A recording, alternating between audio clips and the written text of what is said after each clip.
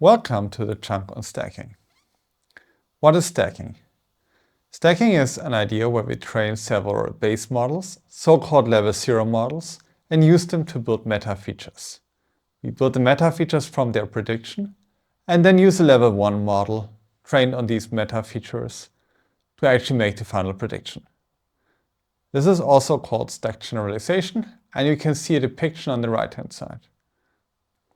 Here, what is mostly different to the previous ensemble methods is that the level 1 classifier is a machine learning model that is actually trained on the predictions of the previous models in order to learn how to best combine them or maybe correct them. The single layer stacking procedure works as follows. We first train base models 1 to m on training data detrain. For each training instance, we then collect the base model predictions. That means for every base model, the probabilities vector of predicting the classes. Then we construct a metadata set, the meta from these predictions. This has the same number of instances as the training data and m features per data point. Then we train a meta model on the meta with the goal of predicting the true labels. Optionally, we can also include the original features in the metadata set. And the main difference to averaging is that the combination is learned and not fixed. In practice, we actually want to use cross-validated stacking. Instead of using the in-sample predictions, we want to use out-of-fold predictions to construct the meta. This avoids leakage for any prediction f hat m for data point xi. The data point xi was not used to train m. And this usually generalizes better than naive in-sample stacking. You can see a visualization on the right-hand side. We split our training data set into 5 folds. In this case, can also be more or less folds. And we use 4 of them as training folds and 1 as the validation fold. We train the models 1 to m on the training folds and make predictions on the validation fold. Now we do this in a round-robin fashion and use every fold once as the validation fold.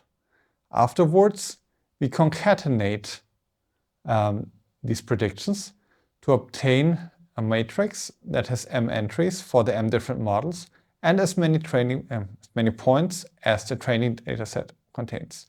The difference to the slide before is that now the models m did not use the data that they predict for training, so they are unbiased. So we can reuse every data point that we have in order to obtain a new metadata set that we can train the level 1 classifier on. There's also something called blending, where we use only a holdout split for the meta features. This can be contrasted to CV stacking, and blending is obviously cheaper, but it does not use every data point in the metadata. And CV stacking is more expensive, but usually more robust, and this is the same trade-off as when using holdout versus cross-validation for model selection. Holdout is cheaper, but less robust. Cross-validation is more expensive, but more robust, especially for small data sets. Now, the question is how to select the top-level models. Popular choices here are linear models, for example, for regression, or logistic regression for classification. We can also use greedy ensemble selection to average the predictions of the model at the previous level. And the higher level training data, one should use the probabilities instead of the class labels. And whether to use original data or not is not a question that can be answered on a general level, but that is a per case decision that has to be made. To summarize this video, stacking learns how to combine base model predictions. We use out-of-fold meta features to avoid leakage, and blending is a simplified version that trades robustness for lower computational cost. Thank you, and see you in the next video.